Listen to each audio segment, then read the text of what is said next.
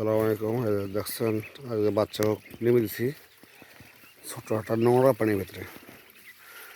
নোংরা পানিতে নেমেছি। এখন ধান না কাটার কারণে আমি কোনো জায়গা পাইনি, নোংরা পানিতে নেমে দিছি। এখন গোসল করতেছে, ওরা খাইতেছে, দৌড়াদৌড়ি করতেছে। তেমন সুবিধাজনক জায়গা না, এটা পচা জায়গা একটু। ইনশাল্লাহ কালকে আর পরশু দিন ধান কাটবে, তারপর দেখি ভালো জায়গা খাওয়ানো হবে। সেখানে ধানও আছে অনেক। গোসল না করলে তো সমস্যা। গোসল করার জন্য দাপাদাপি করতেছে, অনেক দৌড়াদৌড়ি করতেছে গোসল করার জন্য। সবাই গোসল করতেছে, এখানে সবাই ঘুম পাচ্ছে।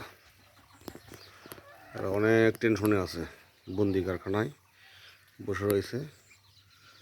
তিনটা আছে, ওই সাইডে তিনটা আছে, দেখতে পাচ্ছেন, ওই সাইডে তিনটা আছে বসে।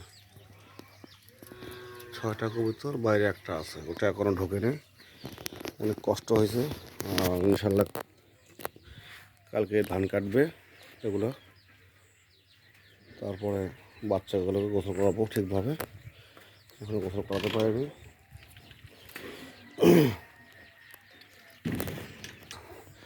এগুলো খাবার দাবার দিছি, খাইতেছে, ঘুম পাচ্ছে। ওরা কোনো টেনশন নেই। ঘর ফাঁকা, ঘর দৌড়দৌড়ি করতেছে, অনেক দৌড়দৌড়ি করতেছে।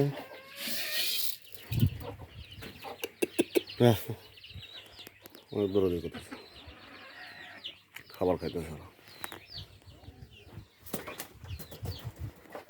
এখনো ডিম পাড়েনি, সকালে একটা ডিম পাড়ছে, উঠে নিয়ে গেছি। সাধারণত একদম ডিম পাড়া অফ করে দিচ্ছে, ডিম পাড়তেছে না।